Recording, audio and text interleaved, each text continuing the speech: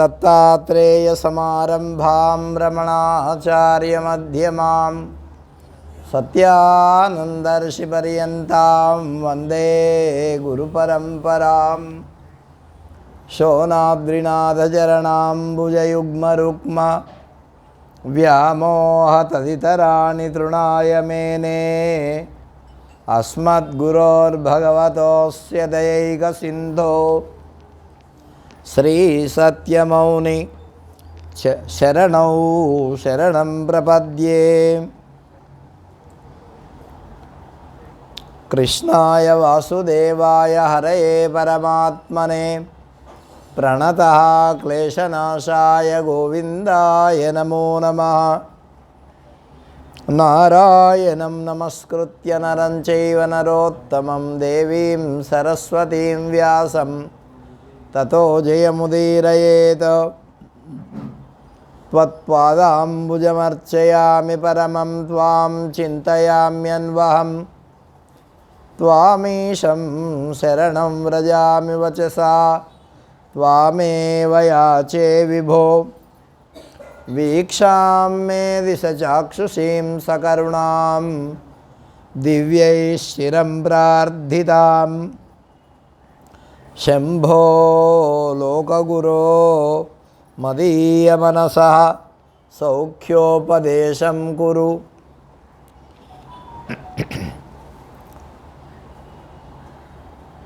त्वय्यरुणाचलः सर्वं भूत्वा स्थित्वा प्रलीनमेतच्चित्रं हृद्यहमित्यात्मतया नृत्यसि भोस्ते वदन्ति हृदयन्नाम।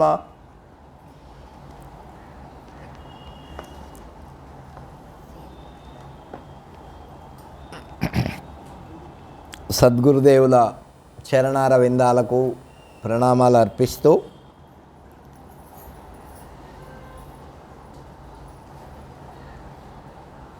ఈ శ్రావణ మాస కార్యక్రమంలో రెండవ రోజు మనం ప్రతి సంవత్సరము ఈ శ్రావణ మాసంలో ఏదో విశేషమైనటువంటి కార్యక్రమాన్ని నిర్వహించుకుంటున్నాము. ఈసారి అట్లాగే శివ మహాపురాణం గురించి మనం తెలుసుకుంటున్నాం. నిన్న ప్రారంభించాం మనం శివుడు ఎటువంటి వాడు అనేటటువంటి విషయం మీద. దిక్కాలాద్యనవచ్ఛిన్న అనంత చిన్మాత్రమూర్తయే స్వానుభూత్యేకమానాయ నమఃశాంతాయ తేజసే. ఆయన ఎటువంటి వాడు? దిక్కులకు బంధింపబడేవాడు కాదు, కాలానికి బంధింపబడేవాడు కాదు, చిన్మాత్ర స్వరూపుడు, అనంతమైనటువంటి వాడు. తన స్వానుభవం చేతనే తెలియబడేటటువంటి వాడు అని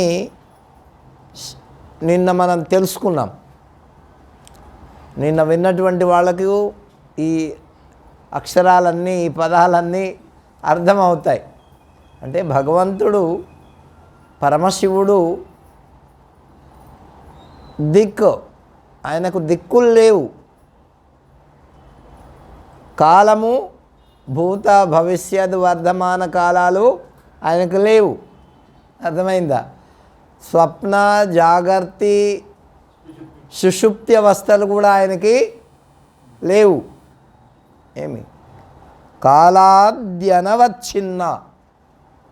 మళ్ళీ ఆయన చిన్నుడు అంటే విభక్తము కానటువంటి వాడు, అవిభక్తమైన వాడు. అది ఇప్పుడు చూడండి, మనకు విభక్తమైనట్టుగా కనిపిస్తుంది. మీరందరూ కూడా పార చూశారు ఎప్పుడన్నా? ఎన్నో ఎన్నో అంటారు. పార అంటారు, పాదరసం అంటారు, ఇంకా మరొకరు చోట మరొకటి అంటారు పాదరసం. అది చూడండి, ఇంత ముద్ద పెట్టినా ఒకే రకంగా ఉంటుంది, ఒకటే ఉంటుంది కదా. కలిసిపోద్ది దాంట్లో. చిన్న ముక్కలు చేసినా ఏమవుతుంది, అది ముక్క కూడా పూర్ణంగా ఉంటుంది. మీరు చూడండి ఎక్కడన్నా అది ఇట్లా దాంట్లోంచి తుంచినట్టు ఎక్కడన్నా కనిపిస్తుంది. అది కావాలంటే మీరు ఒక 1/2 కేజీ ఇవాళ తీసిపోయి చూడండి.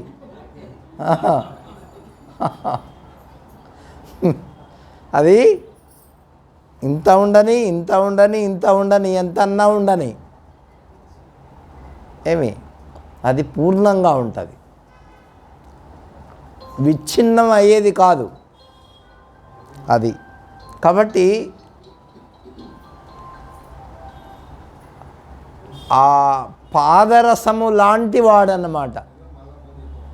తర్వాత మీరు చూడండి, అది కింద పడింది అనుకోండి, దొరుకుతుందా మీకు? దాన్ని ఎత్తగలుగుతారా? ఎత్తుతారు. దానికి కూడా ఉపాయం ఉంది. ఏం ఉపాయం ఉంది చెప్పండి? పేడ అద్దితేనే అది వస్తుంది, లేకపోతే ఏది పెట్టినా రాదు. నువ్వు వెన్న పెట్టు, ఏదన్నా పెట్టు. కాబట్టి అంటే ఆ భగవంతుని యొక్క శివస్వరూపము ఎలాంటిది అంటే ఆ పాదరసం లాంటిది.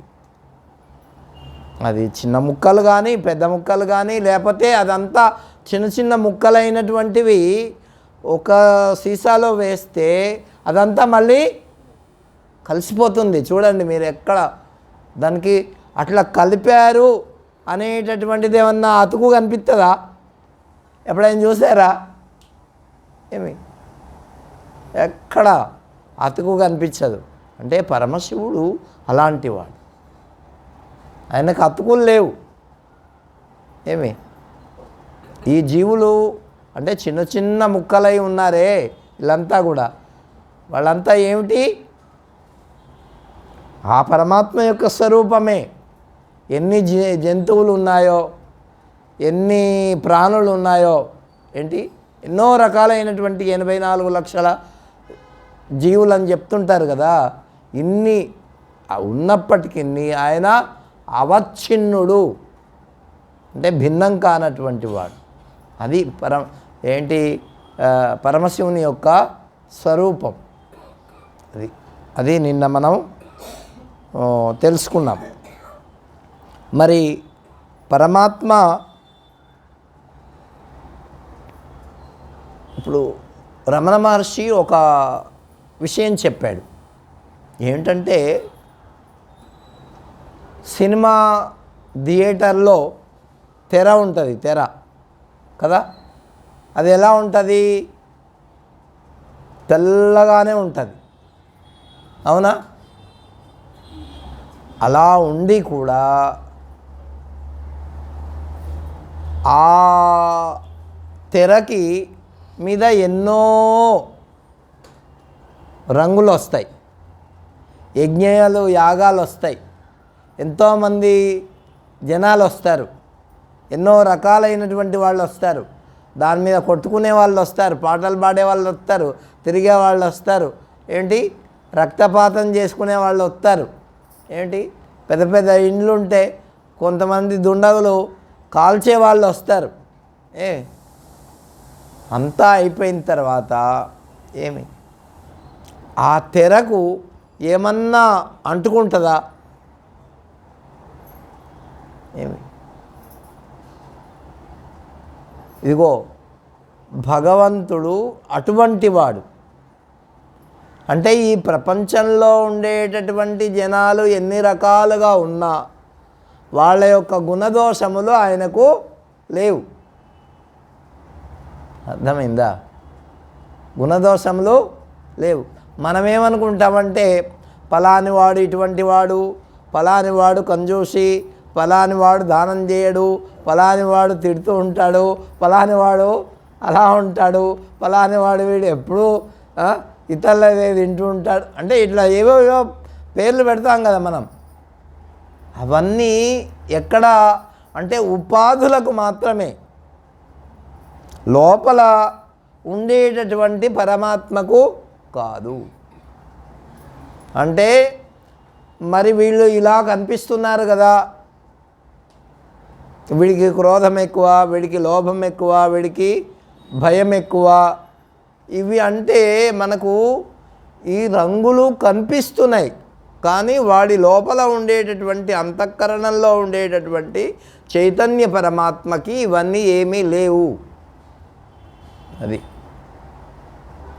అది అంటే శివుని యొక్క తత్వము అది. ఈ అవనిక ఏదైతే ఉన్నదో అది మనకు అలా కనపట్టుతున్నది తప్ప నిజంగా ఇప్పుడు ఆ తెర మీద ఒకవేళ అగ్ని పెద్ద ప్రమాదం జరిగితే అది కాలిపోవాలిగా, కాలిపోతుందా? కానీ దానికి ఏం కాదు. బురద, మట్టి, ధూళి, పెద్ద పెద్ద వరదలు అవన్నీ కూడా దాంట్లో చూపిస్తాం, కానీ దానికేమీ ఒక్క చుక్క బొట్టు నీళ్ళు కూడా అంటావు. అట్లాగే మన లోపల ఉండేటటువంటి పరమశివతత్వము ఏదైతే ఉన్నదో మనకు ఉండేటటువంటి గుణములకు ఆ పరమాత్మకు ఏమీ సంబంధం లేదు. మన లోపల కూడా ఆ పరమశివుడు ఉంటేనే మనం మాట్లాడుతున్నాం, తింటున్నాం, నడుస్తున్నాం, ఇచ్చిపుచ్చుకుంటున్నాం, చూస్తున్నాం, వ్యవహారాలన్నీ చేస్తున్నాం. మనలో కూడా ఆ గుణదోషములు కనిపిస్తున్నాయి, కానీ ఆయనకేమి లేవు అవి. అది ఇప్పుడు అందుకే మరి ఇది ఎవరికి ఉన్నది అంటే జీవుడని ఎవడైతే చెప్పబడుతున్నాడో వాడికి ఉన్నాయి. ఆ జీవుడి యొక్క గుణదోషములు వాడు సాంగత్యము చేత, ఇప్పుడు దానికి మరొక ఉదాహరణ కూడా చెప్తుంటారు. స్ఫటికం, శుద్ధమైనటువంటి స్ఫటికం ఉన్నదనుకో, దానికి ఏ రంగు ఉండదు. ఉంటుందండి? ఉంటుందా? ఏముండదు, అంతా తెల్లగానే ఉంటుంది. అందుకే భగవంతుని యొక్క స్వరూపం ఏమిటి? శుద్ధ స్ఫటిక సంకాశం. ఆయన యొక్క స్వరూపం తెల్లగా, దాంట్లో ఏ మలినము ఉండదు. అయితే ఈ వైపు నుంచి నువ్వేదన్నా ఎరుపు కానీ, నలుపు కానీ, ఆకుపచ్చ కానీ ఏ రంగు పెడితే ఆ రంగు కనిపిస్తుంది దాంట్లో ఉన్నట్టు. నిజంగా దాంట్లో ఉన్నది ఆ రంగు? కన్పట్టు చందంబున. ఇది మాట ఎక్కడిదంటే సీతారామాంజనేయ సంవాదంలోది. కన్పట్టు చందంబున అంటే అట్లా కనపడుతుంది కానీ నిజంగా లేదు. స్ఫటికానికి కూడా అంతే. మన ఈ వైపు పెడితే చూస్తే అది స్ఫటికము అలా నల్లగా ఉంది, తెర్రగా ఉంది, తెల్లగా ఉంది, ఇంకేదో రకంగా ఉంది. అసలు దానికి ఏమి ఇవి రంగులు లేవు. అట్లాగే మన లోపల ఉండేటటువంటి పరమశివుడు కూడా ఎలా ఉన్నాడు? ఆయనకి ఏ గుణములు లేవు. మరి గుణములు ఎక్కడున్నాయా అంటే ఈ ఉపాధిని బట్టి ఉన్నాయి. ఈ ఉపాధి వచ్చింది కదా, నిన్న కూడా మనం అనుకున్నాం. ఈ ఉపాధికి సంబంధించినటువంటి గుణములు ఉంటాయి అంతే తప్ప ఆ చైతన్య పరమాత్మకు ఏ దోషాలు లేవు. ఇప్పుడు పెద్ద పులి ఏం చేస్తుంది? గాండ్రిస్తుంది. మరి ఆవు ఏం చేస్తుంది? అంబా అంటుంది. ఏనుగు ఏం చేస్తుంది? ఘీంకారం చేస్తుంది. ఇట్లా ఒక్కొక్క శబ్దము ఒక్కొక్క దానికి చెప్పబడి ఉన్నాయి. మరి ఆ శబ్దములు ఎక్కడి నుంచి వస్తున్నాయి? దేని వలన వస్తున్నాయి? ఉపాధి భేదములను బట్టి వస్తున్నాయి. జ్ఞాపకం పెట్టుకోండి. ఇప్పుడు ఏనుగులాగా ఘీంకారం మనిషి చేయలేడు కదా, చేస్తాడా? ఒకవేళ చేసినా కూడా అది మిమిక్రీ అవుతుంది, అంటే అనుకరణ అవుతుందే కానీ నిజమైనటువంటి ఘీంకారము అవుతుందా? కాదు కదా, అనుకరణ అవుతుంది. అంటే ఆ ఉపాధిని బట్టి ఆయా గుణదోషములు వస్తాయి అంతే.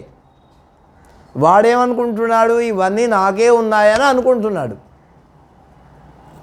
నీవంటే ఈ శరీరమా, ఈ శరీరాన్ని బట్టి నీకు గుణదోషములు వస్తున్నాయి. ఈ ప్రపంచంలో ఉండేటటువంటి ఎన్ని రకాలైనటువంటి జీవులు ఉన్నాయో, ఇప్పుడు చూడండి, దోమ, అద్భుతమైన దోమ అది. దానికి ఉండే శక్తి దేనికి లేదు.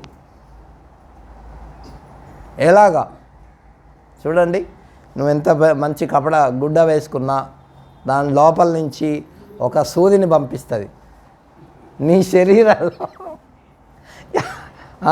రంధ్రం పడకుండా, గాయం కాకుండా నీ లోపల ఉండేటటువంటి రక్తాన్ని పీల్చేస్తుంది. పీల్చుతుందా లేదా?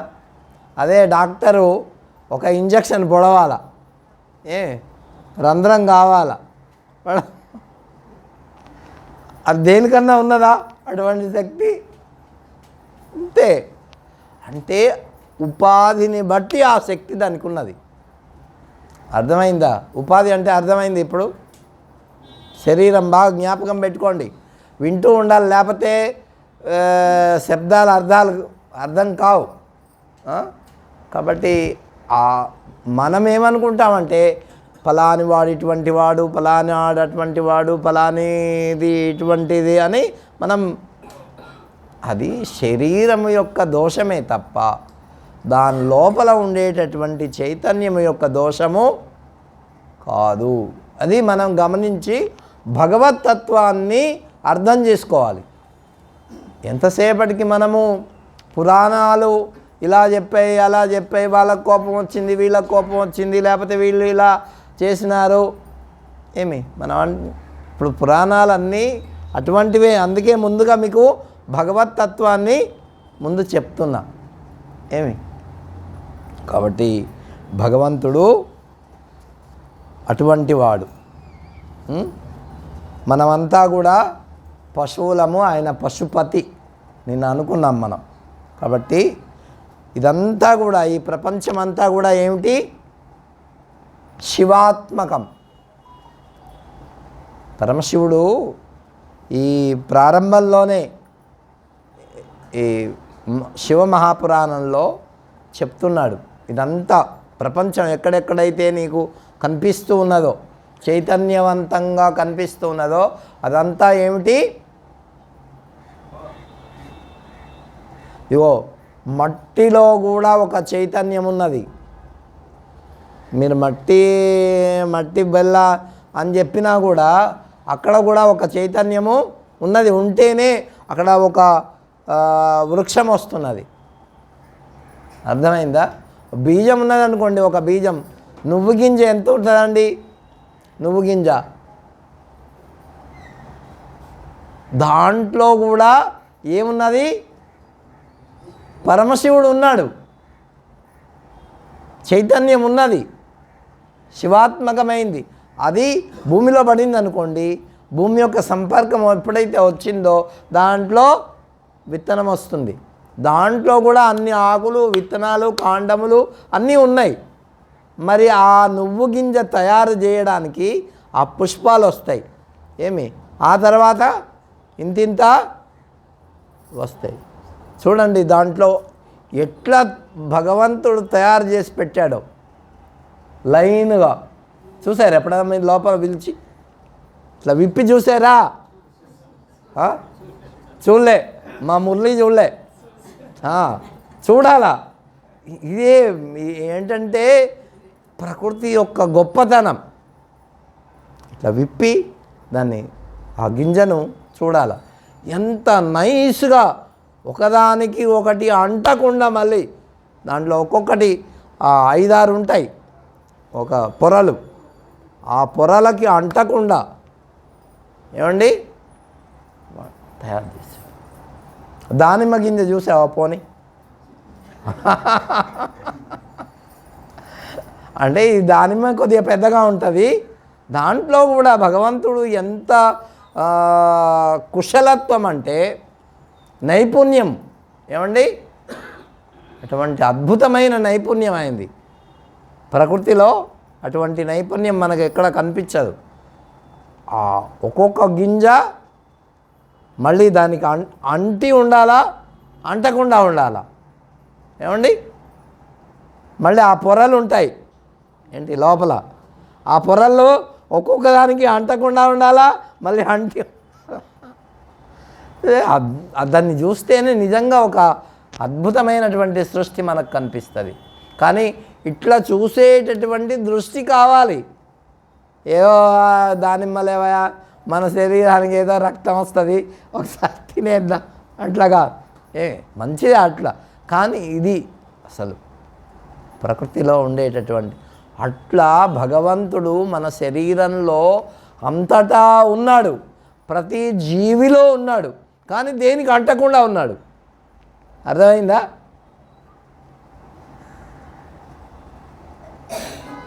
మన జంతువుల యొక్క గర్భంలో ఉండేటటువంటి శిశువు కూడా లోపల ఉంటాడు, కానీ దేనికి అంటకుండా తయారవుతాడు. ఏమి?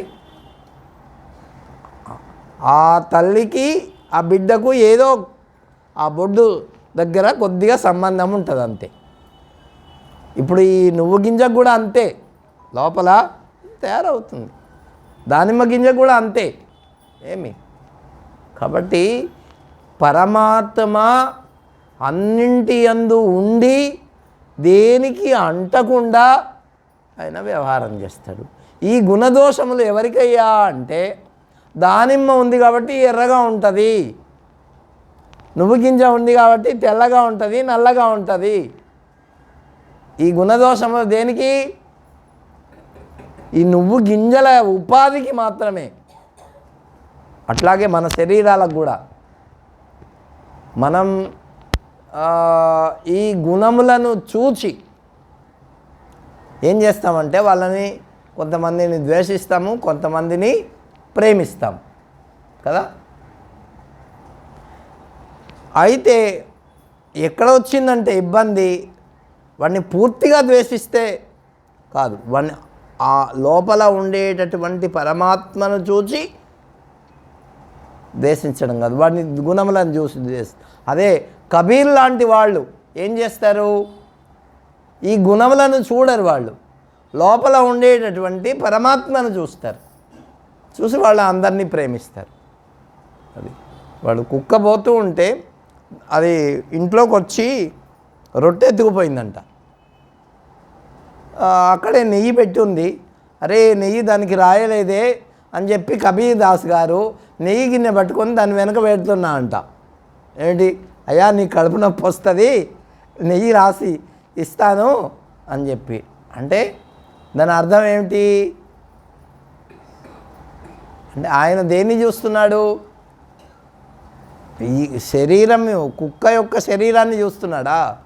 అంటే ఒకవేళ కుక్క యొక్క శరీరాన్ని చూస్తే మనం ఏం చేస్తాం? కుక్కను లోపలికి రానిస్తామా? ఇప్పుడైతే పక్కలో పెట్టుకుంటున్నారులేండి. దానికి మంచి మంచము, మంచి ఏసీ, మంచి కార్లో, ఆడి కార్లో తిప్పుతున్నారు వాళ్ళు.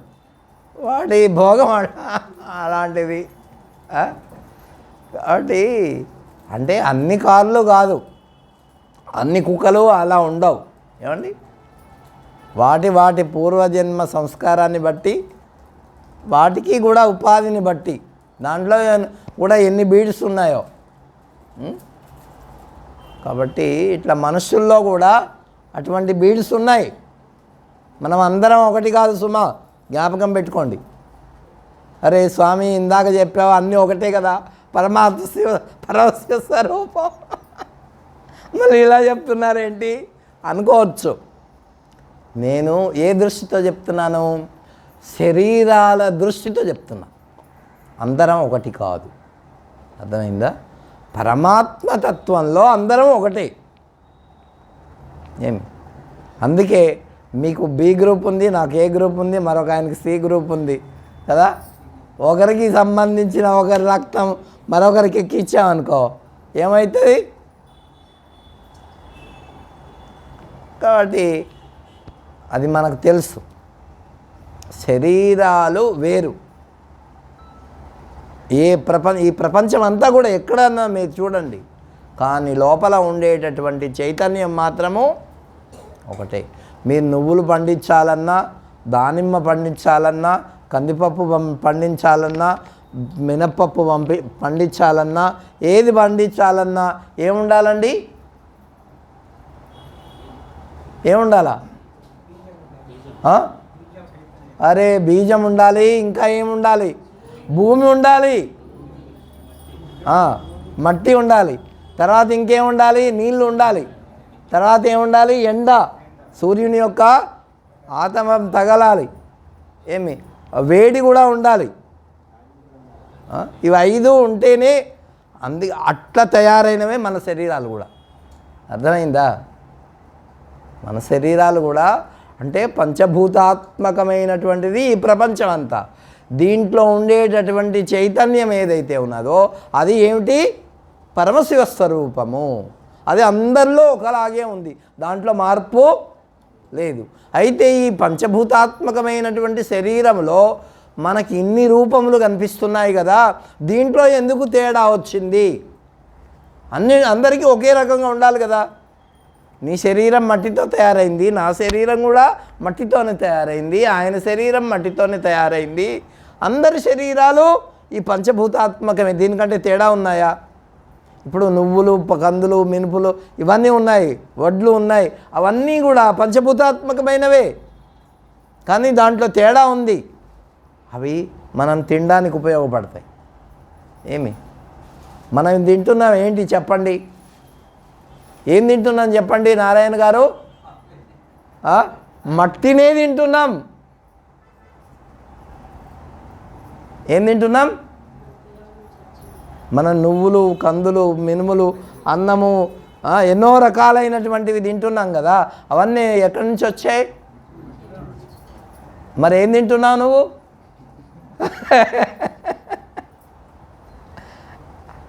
ప్రపంచం అంతా కూడా ఈ పంచభూతాత్మకమే. అర్థమైందా?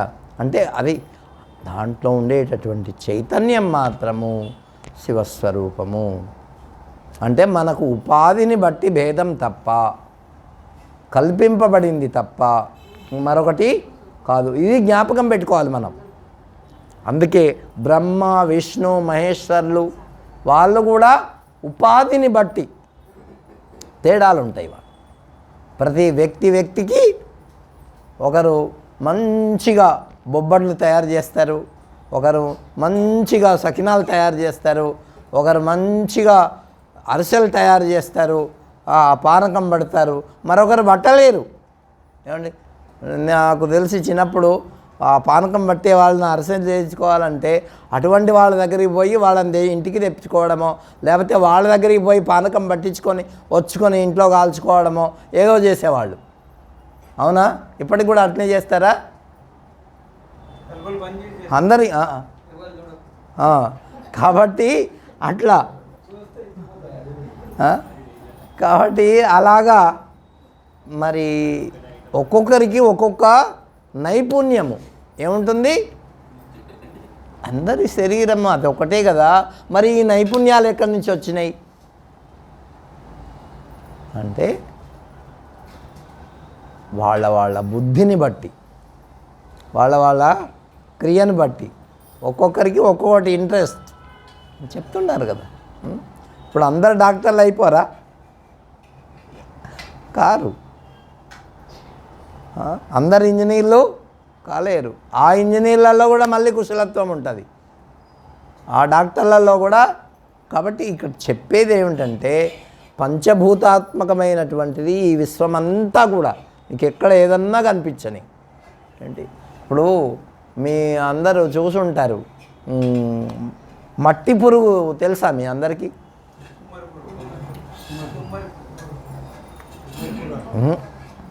కుమ్మరి పురుగే కాదు, మట్టి పురుగు. కుమ్మరి పురుగే. మట్టి జంతువు ఒకటి ఉన్నది. అయ్యా వానపాము. కరెక్ట్ చెప్పారు ఎవరో. వానపాము చూసారా మీరంతా? ఎవరన్నా చూడలే? అరే ఇంకేం చూసారు మీరు? వానపాము అంటే అది కుట్టదు, ఏం చేయదు.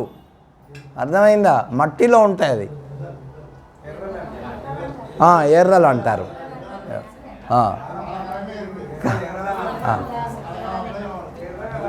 ఇప్పుడు అది ఏం చేస్తుందంటే మట్టినే తింటుంది, అది మట్టినే మళ్ళీ విసర్జిస్తుంది. ఆ మట్టిలో వేసినటువంటి ఏ విత్తనాలు అయితే ఉన్నాయో అద్భుతంగా పంటనిస్తాయి. మీకు తెలియదు ఈ విషయం, ఏమండి? తెలుసా మీకు? కొందరికి తెలుసు అనుకుంటా. ఏమి అద్భుతంగా పంటనిస్తుంది. అది ఒక ఎరువు అన్నమాట. అర్థమైందా? ఎరువును తయారు చేయడానికి అటువంటి వానపాముల్ని పెంచుతారు. మీకు అంత అంటే వాటి గురించి కాబట్టి అంటే ఇప్పుడు మనం ఎక్కడి నుంచి ఆ వానపాములోంచి వచ్చినటువంటి మట్టిలో పండినటువంటి పదార్థాలను మనము భక్షిస్తున్నాం, తింటున్నాం కదా. వేరే రకంగా అనుకోకండి సుమా. అరే మనం కాబట్టి అది గ్రామాల్లో అట్లా పనిచేసే వాళ్ళ కాబట్టి అంటే మనం తినేది ఏంటి? అది నేను చెప్పబోయేది ఏమిటంటే ఈ పంచభూతాత్మకమైనటువంటి దానికంటే వేరు కాదు. అదేదన్నా కానీ ఎంత మంచిదన్నా. ఒక ఆయన చెప్పాడు నాకు, అది నిజమో అబద్ధమో నాకు తెలియదు కానీ, వాళ్ళు క్రికెట్ ఆడేవాళ్ళు ఉంటారు కదా, క్రికెటర్స్, వాళ్ళు 1 లీటర్ బాటిల్ నీళ్లు తాగడానికి 5,000 10,000 ఖర్చు పెడతారంట. అవునండి? అవునా? మరి చూడండి, అంత రేటు. మన 5,000 ఉంటే నెల రోజులు హాయిగా జీవించవచ్చు కదా. అంటే అవి కూడా ఎక్కడి నుంచి వచ్చాయి చెప్పండి? ఎక్కడి నుంచి వచ్చాయి? కాబట్టి అన్నీ కూడా పంచభూతాత్మకమైనవి, ఇంకా అంతకంటే వేరు కాదు. మీరు ముచ్చట పెట్టకండి, తర్వాత ముచ్చట పెట్టండి.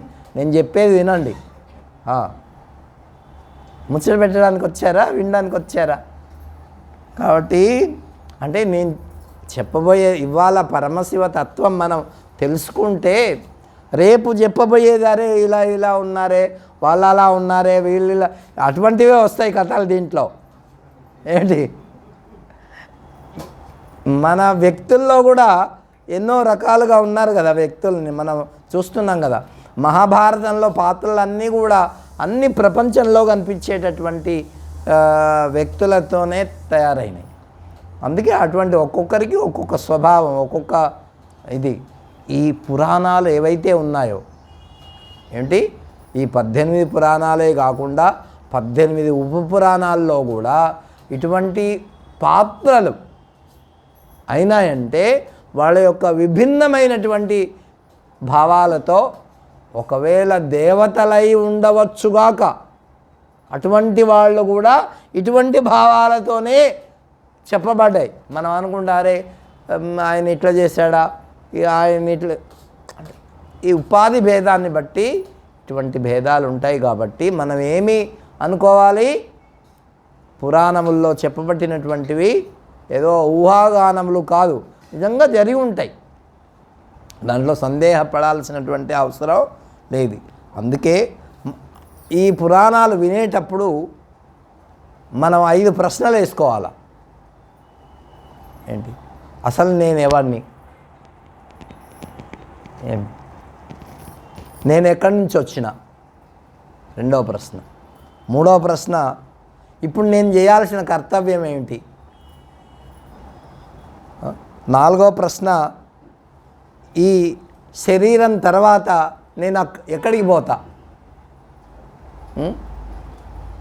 అసలు నేనేమై ఉన్నా. ఇటువంటి ప్రశ్నలు వేసుకొని ఈ ప్రపంచాన్ని చూడాలి మనం.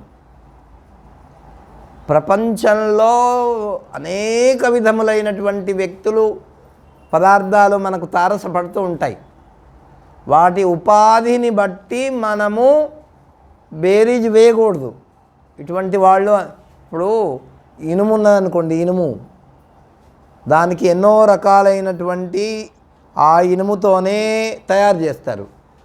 ఆ ఇనుముతో పెద్ద పెద్ద కమ్ములు తయారు చేస్తారు, ఊసలు తయారు చేస్తారు, గడపాలు తయారు చేస్తారు. తర్వాత ముళ్ళు ఉండేటటువంటి కంచెకు పనికొచ్చేటటువంటి ఆ ముళ్ళు కూడా తయారు చేస్తారు కదండి. దేంతో? అరే ఇనుము ఇట్లా ఉంటుందా, ఆ ముళ్ళు గుచ్చుకుంటాయే అంటే, ఇప్పుడు గడ్డపార పట్టుకొని తవ్వుతున్నావు, అది మనకు పనికొచ్చింది, అది ముళ్ళు పట్టుకుంటావా నువ్వు? పట్టుకోము.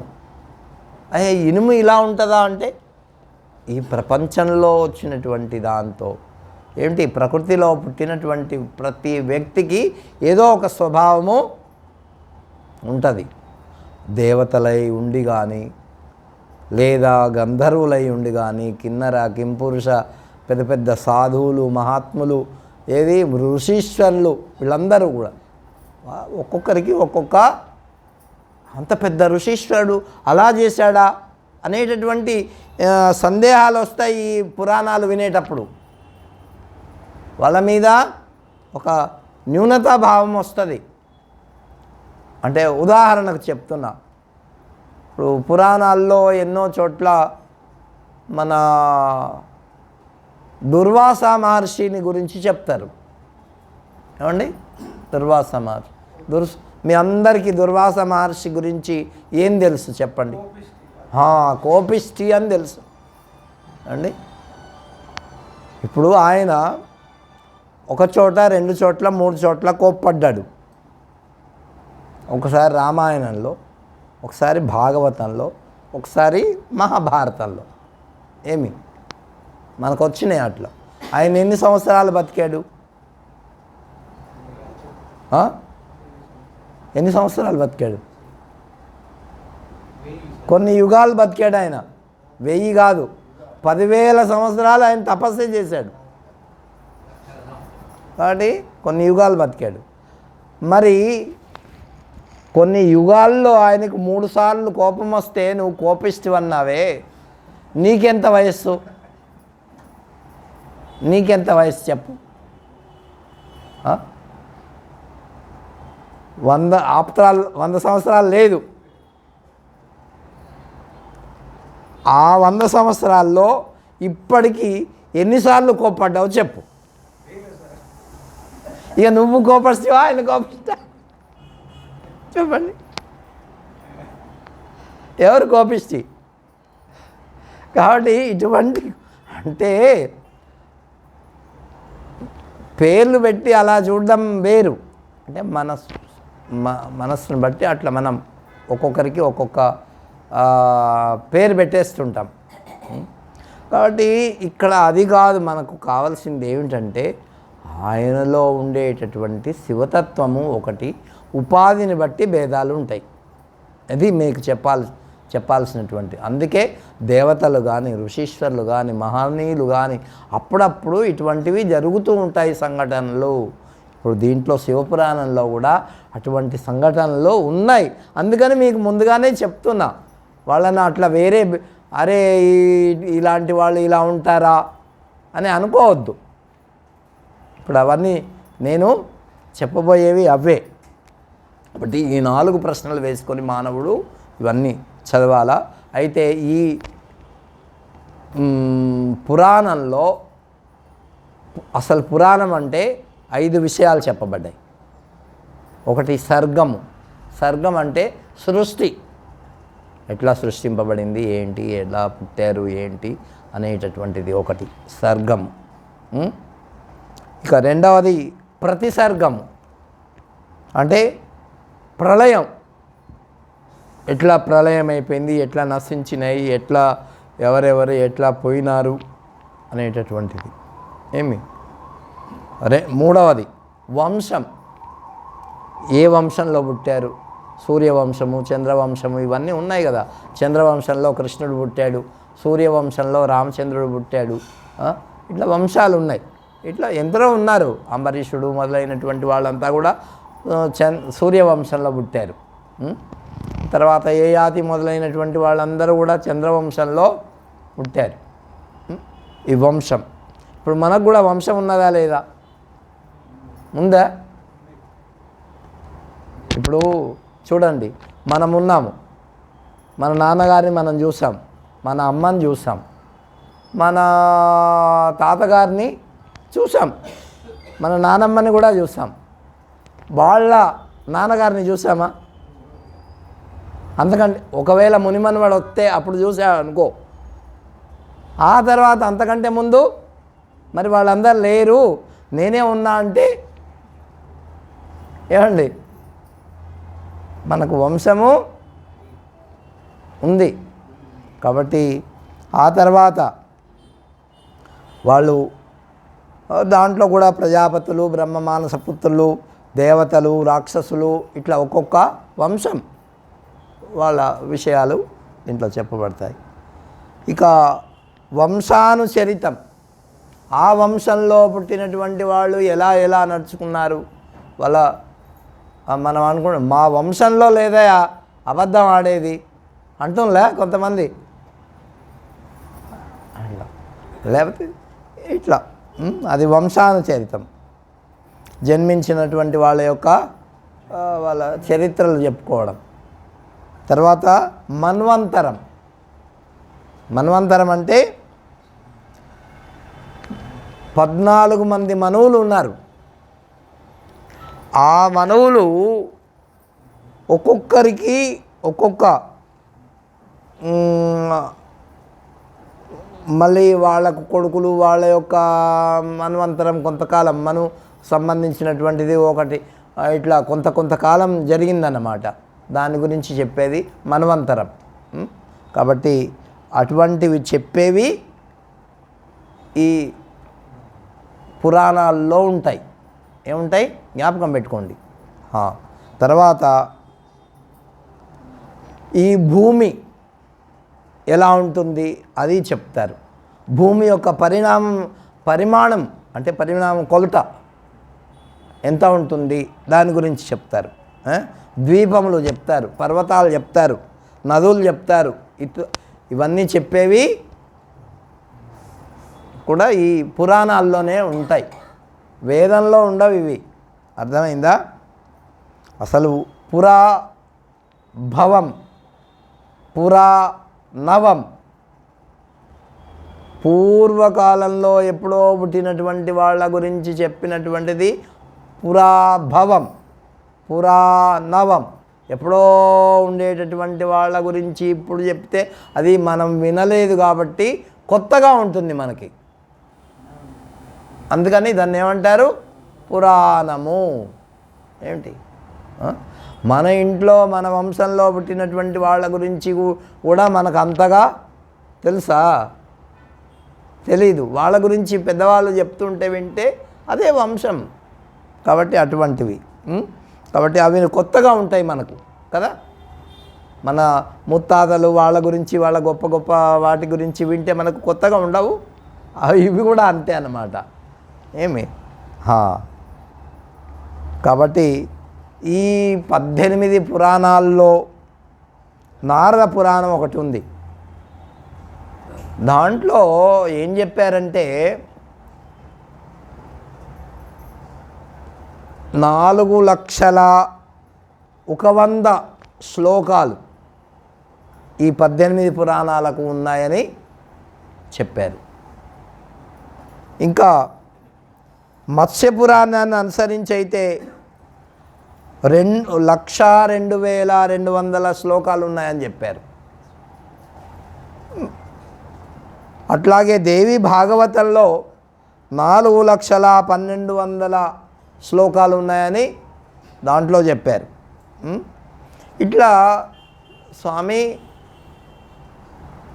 ఈ పురాణాలన్నీ వ్యాస భగవానుడే రాశాడు కదా. మరి ఆ పురాణంలో ఇన్ని ఉన్నాయి, ఈ పురాణంలో ఇన్ని ఉన్నాయని శ్లోకాలు తేడా చెప్తే ఆయన చెప్పినట్టు తేడా అయింది స్వామి అని అడగవచ్చు మీరు కదండి. అవునా? ఇప్పుడు ఏదో ఒక సంఘటన జరిగింది.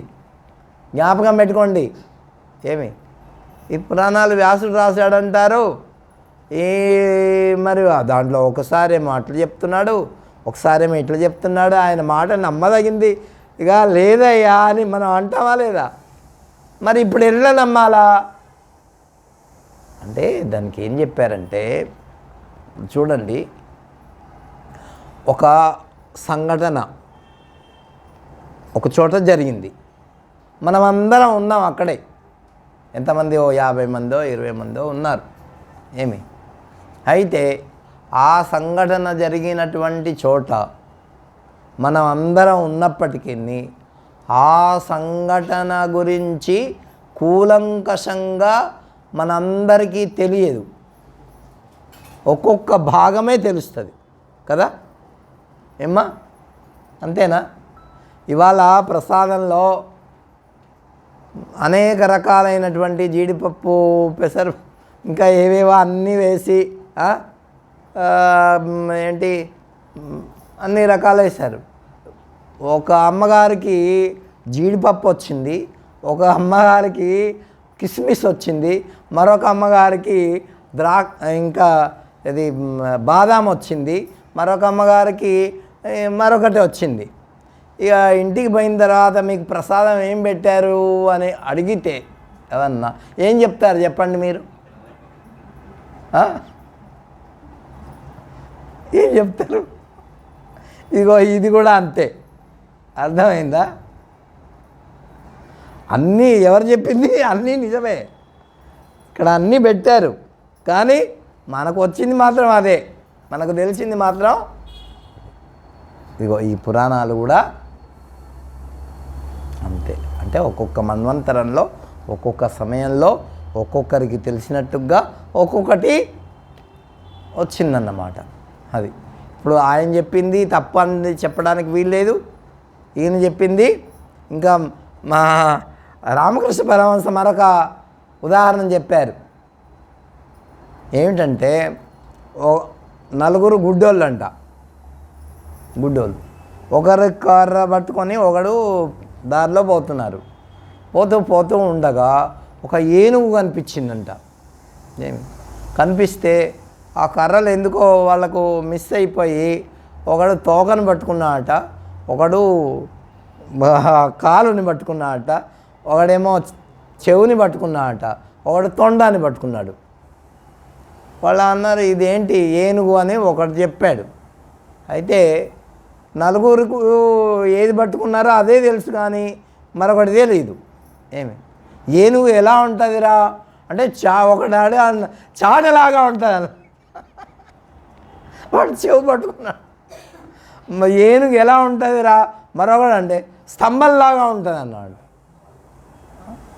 మరొకడు అన్నట అరే ఏనుగుని పట్టుకున్నా ఎట్లా ఉంటుందిరా అంటే ఒక కర్రపుల్లలాగా ఉంటుంది, దాన్ని తోకని పట్టుకున్నాడు వాడు. మరొకడు పట్టుకున్నాడు ఏంటి తొండంలాగా, మరొకడు పొట్టని పట్టుకున్నాడు, వాడు కాగులాగా ఉంటుంది అన్నాడు. ఏది ఏనుగు చెప్పండి ఇప్పుడు? అదంతా కలిపితే. కాబట్టి ఇదంతా కూడా సత్యమే. దీంట్లో అరే ఆ స్వామి ఇలా చెప్పాడు, ఇలా స్వామి అప్పుడు జరిగి ఉండొచ్చు. కాబట్టి శివ మహాపురాణం చాలా అమూల్యమైనటువంటిది. ఇది శివుని యొక్క పరతత్వాన్ని దీంట్లో చాలా చక్కగా చెప్పారు.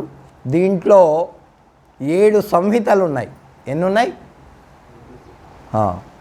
మొత్తము 24,000 శ్లోకాలు ఉన్నాయి దీంట్లో. విద్యేశ్వర సంహిత, తర్వాత రెండవది రుద్ర సంహిత, మూడవది రుద్రసతీ సంహిత, నాలుగవది రుద్ర సంహిత పార్వతీ ఖండము, యుద్ధఖండము, తర్వాత కుమారఖండము, శతరుద్ర సంహిత అని 4, మొత్తము 7 ఉండాల. అసలు శివపురాణము గురించి చెప్తూ 1,00,000 శ్లోకాలు ఉన్నాయని చెప్పారు ఒక దాంట్లో అయితే. 12 సంహితలు ఉన్నాయి, దీంట్లో మాత్రం 7 సంహితలు మనకు చెప్పబడ్డాయి. కాబట్టి కోటి రుద్ర సంహిత అని ఇట్లా చెప్పారు. ఇవన్నీ కూడా మన దేశంలో ఎక్కడెక్కడైతే గొప్ప గొప్ప క్షేత్రములు, శివక్షేత్రములు ఉన్నాయో వాటి యొక్క గొప్పతనాన్ని ఈ శివపురాణంలో చెప్పారు. ఏమి అర్థమైందా? అది మనం ఇప్పుడు చెప్పుకోబోతున్నాం ఒక్కొక్కటి. ఏమిటంటే మరి ఆయన ఎటువంటి వాడు, ఎలా, ఒకసారి సరస్వతీదేవికి మరి ఆమె వాక్కు దేవత, ఎవరు? వాక్కుకి దేవత. ఆమెకు నమస్కరించి ఆద్యంత మంగళమజాత సమాన భావ మార్యం తమీశం మజరామరమాత్మదేవం పంచాననం ప్రబల పంచ వినోదశీలం సంభావయే మనసి శంకరమంబికేశం. ఆద్యంతము పరమశివుడట, నఖసిక పర్యంతము మంగళస్వరూపుడట. మరి మనం ఏమనుకుంటాము, అయ్యా ఆయన అన్ని అమంగళాలే కదయ్యా ఉండేది, ముండమాల ఉంది, ఆయన మంగళం అది ముండమాల అంటే మీకు అర్థం కాలే కదా, వెంకల పుర్రెల మాల వేసుకుంటాడు పరమశివుడు. తర్వాత పాము ఉంటుంది ఆయన దగ్గర, అదేమైనా మంగళమా? మరి విభూది పూసుకుంటాడు, అదేమైనా మంగళప్రదమా? కానీ ఇవన్నీ మంగళములే. ఏంటి? ఆద్యంత మంగళం. నేను ముందు చెప్తాను అవి ఎలా మంగళములయ్యాయో. కాబట్టి అజాతం సమాన భావం, ఆర్యం అంటే సమానమైనటువంటి భావం కలిగిన వాడు. తర్వాత తమీశం అజరామరం, ఆయన జరా ముసల్తనము కానీ అది లేనటువంటి వాడు. ఆత్మదేవం, ఈ మన శరీరంలో ఒక చైతన్య స్వరూపంగా ఉండేటటువంటి వాడు. ఇంకా అంతేకాదు, ఆయనకు పంచాననం 5 ముఖాలు ఉన్నాయట. అవి కూడా ఎందుకు వచ్చాయో నేను చెప్తా తర్వాత. ప్రబలం పంచవినోదశీలం, ఆయన 5 రకాలైనటువంటి వినోదములను కలిగి ఉన్నాడట. సంభావయే మనసి, ఈ మనస్సునందు నేను ఆయనకు నమస్కరించి ఈ శివపురాణాన్ని ప్రారంభిస్తున్నాను అని ఎవరు? వ్యాస భగవానుడు చెప్తున్నాడు. వ్యాస భగవానుడు కదా ఇంత చెప్పేది. కాబట్టి అటువంటి వాడు. ధర్మక్షేత్రే మహాక్షేత్రే గంగా కాళింది సంగమే ప్రయాగే పరమే పుణ్యే బ్రహ్మలోకస్య వర్త్మని మునయః సంస్థితాత్మానం సత్యవ్రతపరాయణాః మహౌజసో మహాభాగా మహాసత్రం వితేనిరే. అది ధర్మక్షేత్రే, ధర్మస్వరూపమైనటువంటి స్థలములో, మహాక్షేత్రే గొప్పదైనటువంటి నైమిషారణ్యము అట్లా చెప్తుంటారు కదా. కానీ ఇది ప్రయాగట. ప్రయాగ ఎక్కడ? గంగా యమున సరస్వతి సంగమ స్థానం.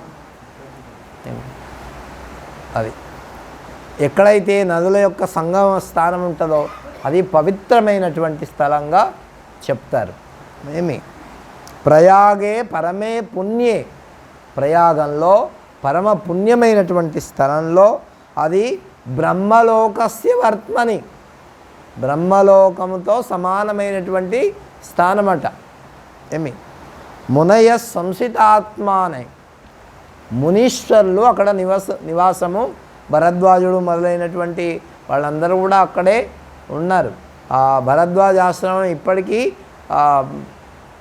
ఇలాహాబాద్లో అక్కడ సంగమ క్షేత్రంలో ఉంది. మీరు ఎప్పుడైనా పోతే చూడొచ్చు. కాబట్టి సంసిత ఇది మన భగవద్గీతలో కూడా వచ్చింది. సంసిత వ్రతా ఏమండి భగవద్గీతలో. కాబట్టి సంసిత అంటే ఏంటి? నియమపూర్వకంగా జీవించేటటువంటి మునీశ్వరులు.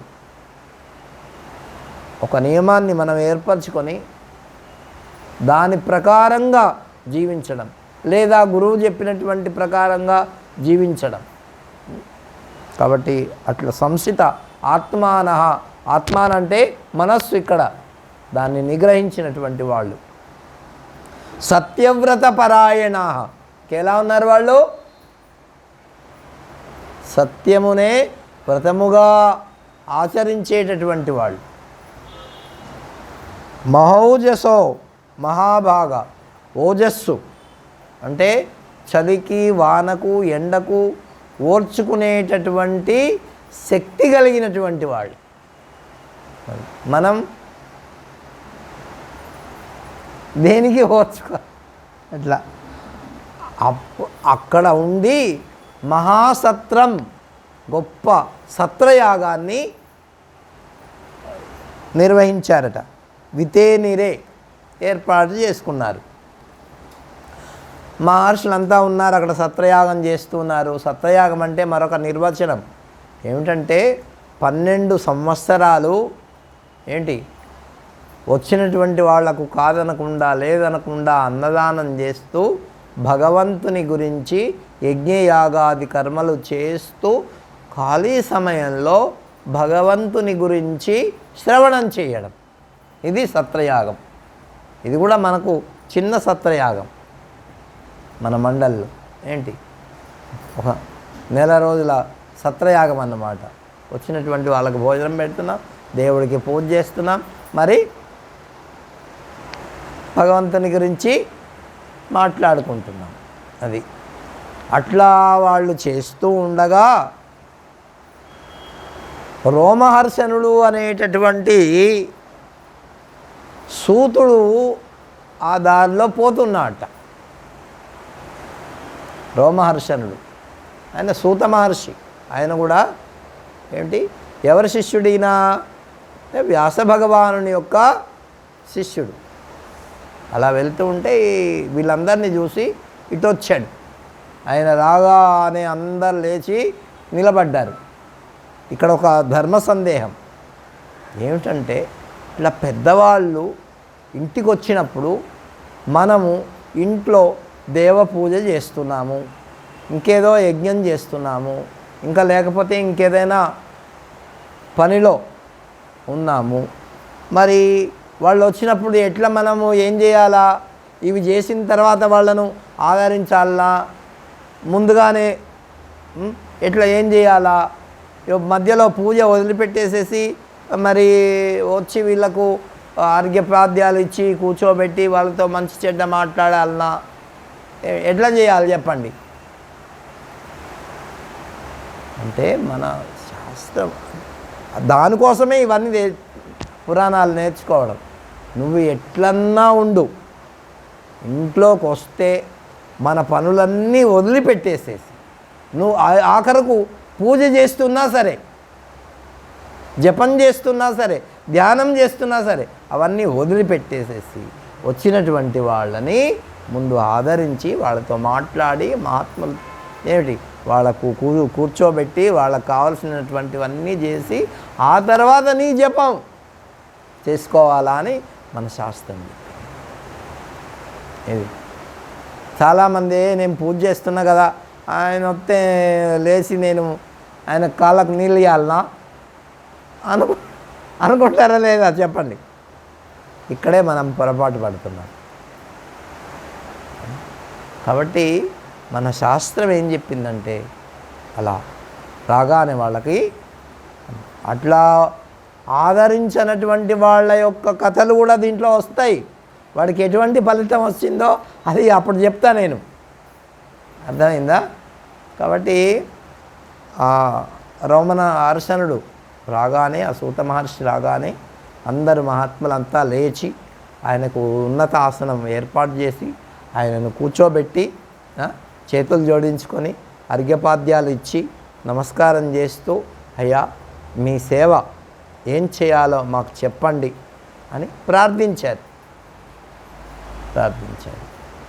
ఆయన మరి ఏం చెప్తాడో, రేపు ఏం సేవ చేయమంటాడో అదంతా కూడా రేపు తెలుసుకుందాం మనం. ఇప్పుడు సమయం మనకి కావచ్చింది. శ్రీరామ జయ రామ జయ జయ రామ,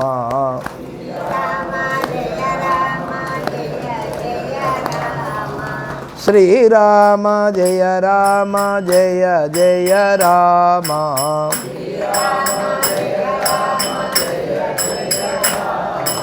శ్రీరామ జయ రామ జయ జయ రామ, శ్రీరామ జయ రామ జయ జయ రామ, శ్రీరామ జయ రామ జయ జయ రామ,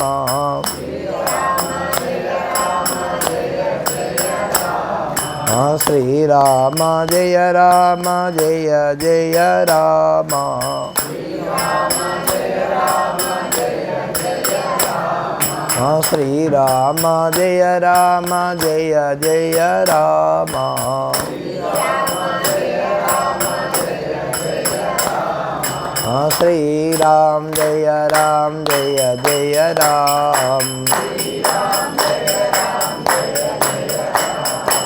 శ్రీరామ జయ రామ జయ జయ రామ, శ్రీరామ జయ రామ జయ జయ రామ, శ్రీరామ జయ రామ జయ జయ రామ,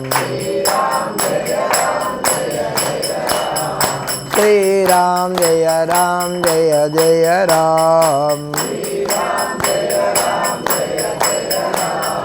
శ్రీరామ జయ రామ జయ జయ రామ, శ్రీరామ జయ రామ జయ జయ రామ, జయ రాజా రామచంద్ర భగవాన్ की, सीता माई की, पवन सुत हनुमान की, गोपाल कृष्ण भगवान की, तारकेश्वर भगवान की, जगदम्बा माई की, सद्गुरु सत्य भगवान की।